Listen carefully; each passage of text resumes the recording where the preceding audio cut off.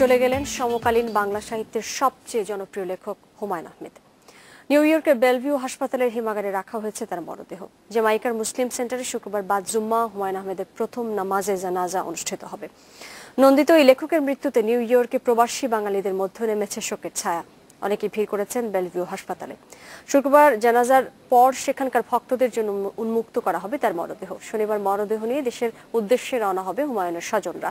মরদেহ ঢাকা পৌঁছবে রোববার। লেখকের ইচ্ছা অনুযায়ী গাজীপুরের নুহাশপল্লীতে তাকে দাফন করা হবে বলে জানিয়েছেন তার স্বজনরা। মরণব্যাধি ক্যান্সারের চিকিৎসায় প্রিয় স্বদেশ ছেড়ে তাকে যেতে হয়েছিল সুদূর আমেরিকায়। একটু সুস্থ হয়ে ছুটে এসেছিলেন মা আর মাতৃভূমির টানে। চিকিৎসার দ্বিতীয় পর্যায়ে নিউ ইয়র্কের বেলভিউ হাসপাতালে বাংলাদেশ সময় বৃহস্পতিবার রাত 11:30টার দিকে সব ভক্তকে কাঁদিয়ে মারা যান হুমায়ুন আহমেদ। বৃহদান্ত্রে ক্যান্সার ধরার পর গত বছরের 14 সেপ্টেম্বর চিকিৎসার জন্য নিউ ইয়র্কে যান হুমায়ুন আহমেদ। সেখানে মেমোরিয়াল স্লোয়ান ক্যাটারিং ক্যান্সার সেন্টারে চিকিৎসা নিতে শুরু করেন। 2 পর্বে মোট 12টি কেমোথেরাপি নেওয়ার পর গত 12 জুন বেলভিউ হাসপাতালের অনকোলজি বিভাগের প্রধান ডক্টর জেইন এবং ক্যান্সার সার্জন জর্জ মিলারের নেতৃত্বে হুমায়ুন আহমেদের দেহে অস্ত্রোপচার হয়। অস্ত্রোপচারের পর বাসায় ফিরেছিলেন এই লেখক। স্ত্রী মেহের আফরোজ শাওন সহ সন্তানদের নিয়ে কুইন্সে একটি ফ্ল্যাট ভাড়া করে থাকছিলেন তিনি। বাসায় ফিরলেও অবস্থার অবনতি ঘটলে পুনরায় বেলভিউ হাসপাতালে নেওয়া হয় তাকে।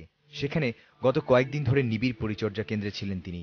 দ্বিতীয় দফা অস্ত্রোপচারের পর তাকে নিবিড় পর্যবেক্ষণে রেখেছিল হাসপাতাল কর্তৃপক্ষ।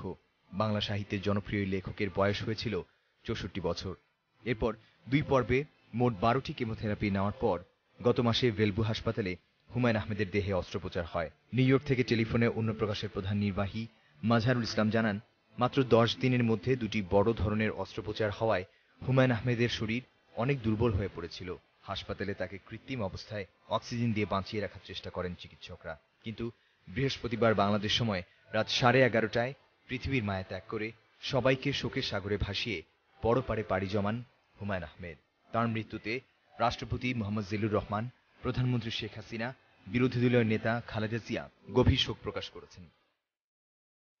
কায়কোবাদ আকবর, ইন্ডিপেন্ডেন্ট নিউজ, ঢাকা।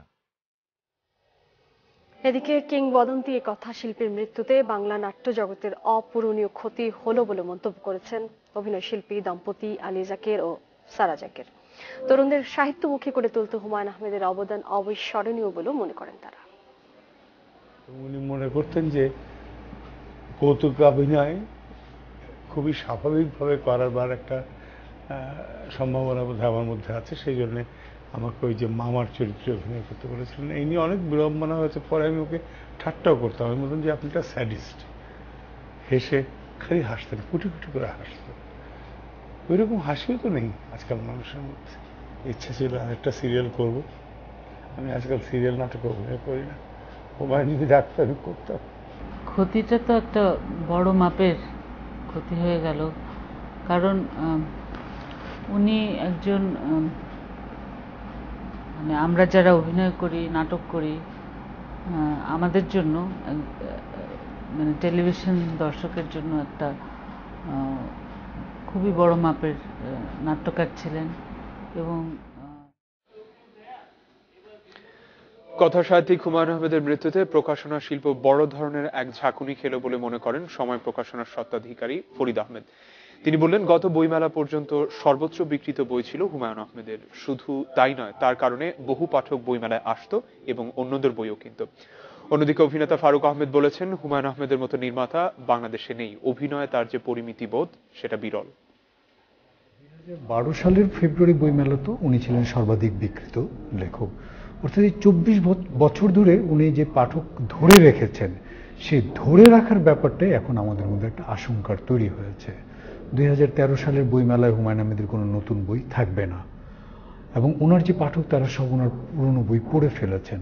অর্থাৎ নতুন কোনো পাঠক তৈরি হবে না এবং ওনার যে পাঠক উনি যে তৈরি করেছেন, সেই পাঠকটাকে আমরা প্রকাশকরা ধরে রাখতে পারবো কিনা, কিংবা বাংলাদেশে যে অন্যান্য লেখকরা আছেন তারা তাদের দিকে সেই পাঠকগুলোকে নিতে পারবেন কিনা, সেটা কিন্তু অবশ্যই একটা চিন্তার ব্যাপার। আমার চোখে, আমি থিয়েটারের মানুষ হিসেবে বলতে পারি, উনি ওনার অভিনয়ের পরিমিতি বোধ প্রথম হলো স্ক্রিপ্টিং, ওটাতে স্ক্রিপ্ট অসাধারণ একটা স্ক্রিপ্ট উনি করতেন। আর অভিনয়ের পরিমিতিবোধ, কতটুকু হলে এটা অভিনয়, কতটুকু না হলে এটা অভিনয় না, এক্সাজারেশন বা অতিরিক্ত, এইটা ওনার মতো আমি থিয়েটারের অনেকের কাছে পাইনি, বুঝতে পারিনি। ওনার কাছে থেকে আমি সবচেয়ে বেশি শিখেছি, এটা আমি সবসময় বলি, পরিমিতিবোধ অভিনয়, যে এটা করলে দর্শকের গ্রহণযোগ্যতা পাবে, এর নিচে নামলে আন্ডার অ্যাক্টিং হয়ে যাবে, এটা অভিনয় হবে না। আর এটার বেশি করলে তোমার অতিরিক্ত দোষের দূষণ হবে। শুনছিলাম হুমায়ুন আহমেদকে হারিয়ে প্রকাশক এবং হুমায়ুন আহমেদের মৃত্যুতে গভীর শোক প্রকাশ করেছেন বিভিন্ন রাজনৈতিক দলের নেতারাও। এই বাংলাদেশ যতদিন থাকবে আরো অনেক লেখক আসবে আমি জানি, কিন্তু হুমায়ুন আহমেদের মতো এ ধরনের একজন সাহিত্যিক লেখক আমার মনে হয় আমরা আর পাবো না। অত্যন্ত প্রতিভাবান একজন মানুষ ছিলেন। তার এই মৃত্যুতে আমি গভীর শোক প্রকাশ করছি এবং আশা করি আমাদের সাহিত্য অঙ্গনে তার স্থান আপাতত কেউ দখল করতে পারবে কিনা জানি না, তবে আমাদের মধ্যে যারা প্রতিভাবান আছেন তারা তাকে অনুসরণ করবেন। একটা খুবই জনপ্রিয় লেখক ছিলেন, সেই লেখার মধ্যে বেঁচে থাকবেন এবং তার লেখার এই ধারাটা অন্যদেরকেও প্রভাবিত করবে। প্রিয় লেখক হুমায়ুন আহমেদ আর নেই, এই নির্মম সত্য মেনে নিতে পারছেন না তার লাখো ভক্ত। তার নতুন কোন উপন্যাস আর পড়তে পারবেন না, এটি তাদের জন্য অপরিণীয় ক্ষতি বলে বলছেন সবাই। ওনার জন্য আমি খুবই শোকাহত যখন আমি 11:30টার দিকে ওনার মৃত্যু সংবাদ শুনি। ওনার মৃত্যু সংবাদ শোনার পরেই ইন্ডিপেন্ডেন্ট চ্যানেল এবং এটিএন বাংলায় দুটো সাক্ষাৎকার দেখায়, সাক্ষাৎকার দুটো আমি দেখি। অলরেডি আমি যেখানে থাকি আমার মেসে আমরা ফ্রেন্ড যারা আছি আমরা খুবই শোকাহত। কষ্টের ব্যাপার, যেটা এত গুণী একজন কথা সাহিত্যিক আমাদের মধ্যে থেকে হারিয়ে যাচ্ছে, এটা আসলে পূরণ হবার নয়। কাল রাত্রে যখন ওনার মৃত্যুর সংবাদটা আমি শুনলাম অনেক বেশি কষ্ট পেয়েছি। হঠাৎ করে শুনে খুবই খারাপ, নিজের খুব আপনজন হারিয়ে যাচ্ছে এরকম একটা কষ্ট পেয়েছি। তার কবিতা, তার নাটক, তার গল্প সবই ছিল অসাধারণ সুন্দর।